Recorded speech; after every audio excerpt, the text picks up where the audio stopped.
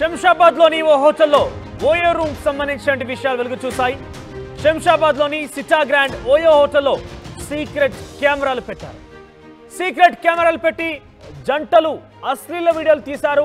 ఆ తర్వాత సీక్రెట్ కెమెరాలు రికార్డ్ చేసిన నిర్వాహకుడు రూమ్లోని బల్బు హోల్డర్లో సీక్రెట్ కెమెరాలు పెట్టాడు. ఆ తర్వాత బాధితులను బెదిరించి డబ్బులకు డిమాండ్ చేసేవాడు. పోలీసులకు ఫిర్యాదు ఇచ్చింది ఓ జంట. హోటల్లో సీక్రెట్ కెమెరాలు స్వాధీనం చేసుకున్నారు. నీతిని కూడా అదుపులోకి తీసుకున్నారు. ఆ నిందితుడి ఫోన్లో వందల కొలది న్యూడ్ వీడియోలు ఉన్నాయి. చాలా మంది అమ్మాయిల న్యూడ్ ఫోటోలు కూడా ఉన్నాయి. ఓయో రూమ్లోకి వచ్చేటువంటి జంటల వీడియోలను చిత్రీకరించేందుకు ఒక బల్బు హోల్డర్ను ఉపయోగించి దాంట్లో కెమెరా పెట్టాడు. ఆ కెమెరా ద్వారా కొన్ని వందల కొలది జంటల యొక్క న్యూడ్ వీడియోలని, అశ్లీల వీడియోలని రికార్డ్ చేశాడు. ఆ తర్వాత వాటిని చూపించి ఆ బాధితుల నుంచి డబ్బులు కూడా డిమాండ్ చేసేవాడు. ఇటీవల కాలంలో ఇటువంటి ఘటన చోటు చేసుకున్న నేపథ్యంలోనే జంట నేరుగా పోలీసులకు ఫిర్యాదు చేసింది. పోలీసులు ఆ హోటల్లో ఉన్న నిర్వాహకుడిని అరెస్ట్ చేశారు.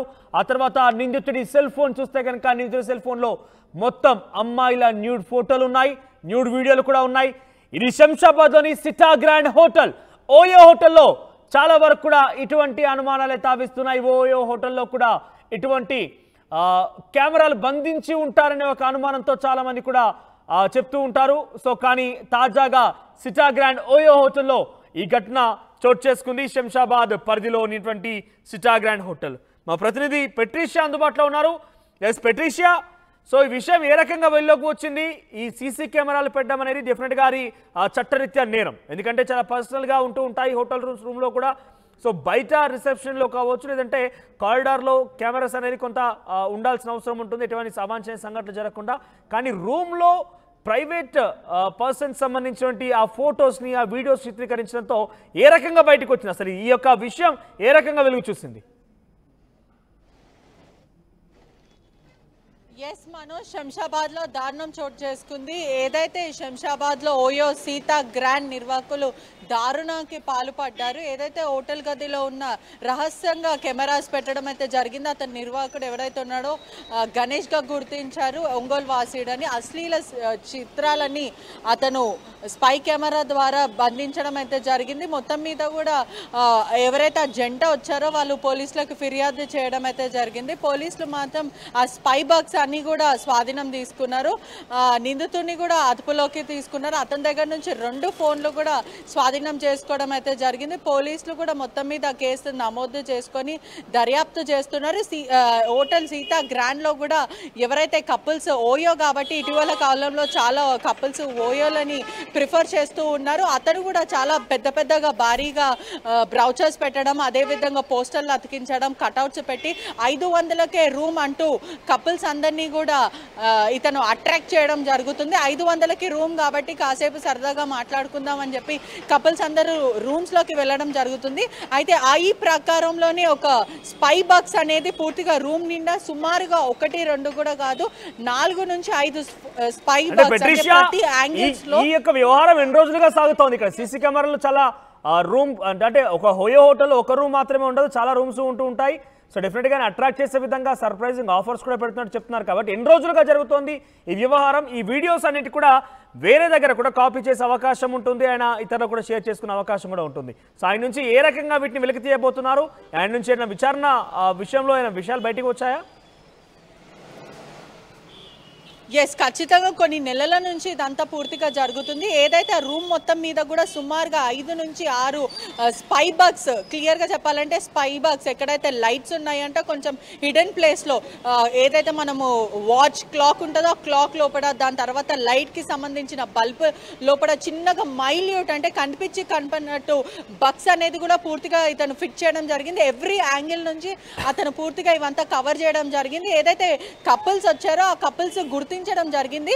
గుర్తించిన వెంటనే పోలీసులకు ఫిర్యాదు చేసిన వెంటనే శంషాబాద్ పోలీసులు వచ్చి అక్కడ పూర్తిగా సస్పెక్టింగ్గా ఉన్న ఏరియాస్ అన్ని, అక్కడ ఉన్న బగ్స్ అన్ని స్వాధీనం చేసుకున్నాడు. ఇతను ఫోన్లు కూడా 2 ఫోన్లో కూడా పూర్తిగా అశ్లీలమైన నూడిటీ వీడియోస్ అనేవి కూడా కపుల్స్కి సంబంధించినవి ఇతని ఫోన్లో దొరికినాయి. వీళ్ళందరినీ బ్లాక్మెయిల్ చేసి డబ్బులు వసూలు చేసుకుంటారు. ఇట్లా చాలా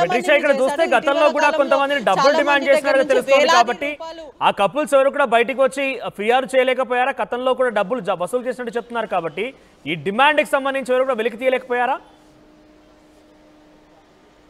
ఎస్, ఈ గణేష్ అనే వ్యక్తి ఒంగోలు వాసిగా గుర్తించడం జరిగింది. అతను ఓనర్గా గుర్తించారు పోలీసులు. గతంలో ఏదైతే ఇటీవల కాలంలో కపుల్స్ అందరినీ కూడా భయప్రాంతులకు గురి చేసి మీ నూడిటీ వీడియోస్ ఉంది, మీ ఇంట్లో చెప్తా, లేదంటే చాలామంది అడల్టరీకి కూడా పాల్పడుతుంటారు, మీ భర్తకి చెప్తాను, లేదంటే మీ భార్యకి చెప్తాను, ఆ తర్వాత మీ బాయ్ ఫ్రెండ్ గర్ల్ ఫ్రెండ్ సంబంధించిన ఇంట్లో వాళ్ళకి చెప్తాను, మీ లవర్స్ అని చెప్తానని ఇలా బెదిరించి వాళ్ళ దగ్గర సుమారుగా ఎంత వీలైతే వాళ్ళ స్తోమత తగ్గట్టు ఎంత వీలైతే వాళ్ళని దానికి మించి డబ్బులు డిమాండ్ చేసి ₹1,000 లూటీ చేశారు. ఇట్లా కపుల్స్ అందరూ కూడా భయప్రాంతులకు గురయ్యారు.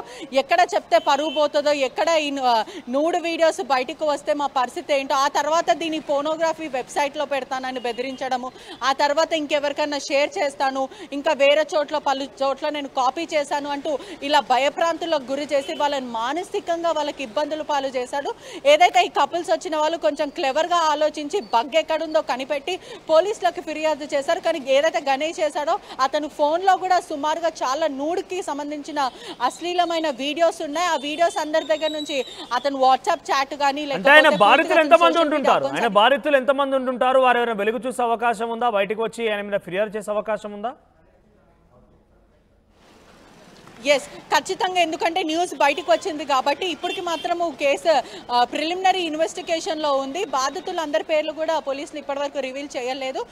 ఇప్పుడు అతని గురించి బయటకు వస్తుంది, మీడియాలో వస్తుంది కాబట్టి ఎవరైనా బాధితులు వచ్చి గతంలో మమ్మల్ని బెదిరించాడు, మా దగ్గర కొన్ని ₹1,000 లూటీ చేశాడని ఎవరైనా వచ్చి ఫిర్యాదు చేస్తే ఖచ్చితంగా పోలీసులు స్పందిస్తారు. కానీ ఇప్పుడు ఏదైతే అతను వీడియోస్లో అయితే దొరికిందో సుమారుగా కొన్ని వందలాది వీడియోస్ దొరికినాయి అంటూ కూడా సమాచారం అయితే వస్తుంది. మొత్తం మీద కూడా ఇటీవల కాలంలో ఇటువంటి చాలా జరుగుతున్నాయి. ప్రజలు కూడా చాలా అప్రమత్తంగా ఉండాలి. ఏదైనా వెకేషన్ కి వెళ్ళినప్పుడు ఇంకొక అనుమానం ఏంటంటే ఆయన డెఫినెట్ గా ఆయన ఫోన్ లో ఇటువంటి చిత్రాలు అశ్లీలమైన వీడియోల నేపథ్యంలో ఆయన వీటిని వేరే చోట కూడా కాపీ చేసుకొని స్టోర్ చేసుకునే అవకాశం ఉంటుంది, వారి నుంచి మరింత కూడా డబ్బు డిమాండ్ చేసే అవకాశం ఉంటుంది. సో ఈ విచారణలో కానివ్వండి పోలీసు ప్రస్తుతమైన అదుపులోకి తీసుకున్నారు కాబట్టి ఆ పూర్తి యొక్క డేటాని ఎరేజ్ చేసి వాళ్ళు స్వాధీనం చేసుకునే అవకాశం ఉందా?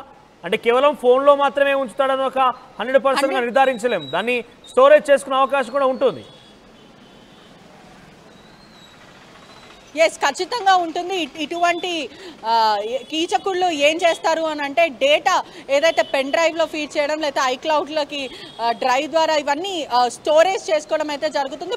పూర్తిగా పోలీసులు అయితే కేసు నమోదు చేసుకొని దర్యాప్తు చేస్తున్నారు. అతని దగ్గర ఉన్న డేటా అదంతా కూడా ఇరేజ్ చేసే వరకు పోలీసులు అయితే అసలు ఊరుకోరని తస్మా జాగ్రత్త అని కూడా అతనికి చెప్పడం కూడా జరిగింది. అదేవిధంగా అతనికి చట్టపరంగా ఎటువంటి శిక్షలు వేయాలో ఆ శిక్షలు కూడా వేస్తామంటూ సమాచారం వస్తుంది. అతని దగ్గర నుంచి పూర్తిగా ఇన్వెస్టిగేషన్ చేసి అతని దగ్గర నుంచి ఎక్కడైతే డేటా స్టోరేజ్ చేశాడో, ఎంతమంది బాధితులను బెదిరించాడో, ఎంతమంది అమ్మాయిలతో ఇతను ఆడుకున్నారో అనేది కూడా ఇన్ఫర్మేషన్ రాబడుతున్నారని కూడా తెలుస్తుంది. ఇటీవల కాలం కూడా చాలామంది డ్రగ్ డిటెక్టివ్ మిషన్స్ కూడా క్యారీ చేస్తున్నారు. చాలామంది యువతకు భయం వేస్తుంది. అంటే ఎక్కడైనా హోటల్స్కి వెళ్ళినా లేకపోయినా ఎక్కడైనా వెకేషన్స్కి వెళ్ళినా కూడా అవుట్ ఆఫ్ ద కంట్రీయే కానీ లేకపోతే ఇండియాలో ఎక్కడైనా కూడా బగ్ డిటెక్టివ్ మిషన్స్ కూడా చాలామంది క్యారీ చేస్తున్నారని కూడా మనకు తెలుస్తుంది.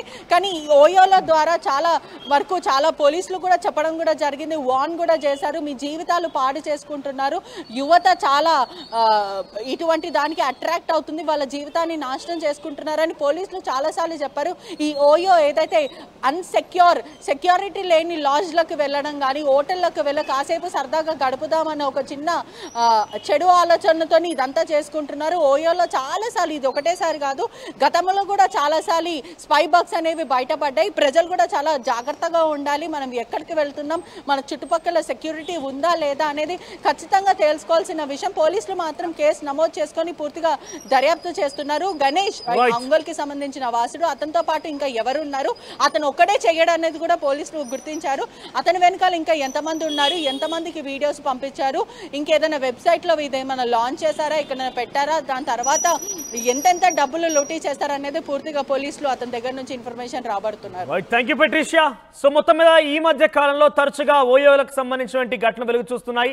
తాజాగా శంషాబాద్లోని సిటా గ్రాండ్కి సంబంధించిన ఒక ఓయో వ్యవహారం బయటికి వచ్చింది. ఓయో రూమ్లో ప్రతి రూమ్లో కూడా ఆయన సీసీ ఫుటేజ్లని అంటే ఇక్కడ CC camera secret cameras spy బగ్స్ని ఏర్పాటు చేశారు. అది ముఖ్యంగా bulb holders electrical bulb holders దగ్గర ఉన్నటువంటి చోట వాటిని అమర్చి వాటి ద్వారా ఆ వీడియోలు చిత్రీకరించేవాడు. అక్కడికి వచ్చిన జంటలు యొక్క వీడియోలు చిత్రీకరించి ఆ తర్వాత వాటిని చూపించి డబ్బులకు డిమాండ్ చేసేవాడట.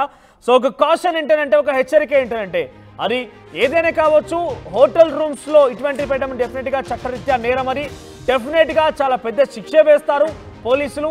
కానీ ముందుగా ఎవరైతే వీటిని ప్రిఫర్ చేసేవారు ఉంటారో తగు జాగ్రత్తలు పాటించండి. ఇటువంటిదే కనుక మీ దృష్టికి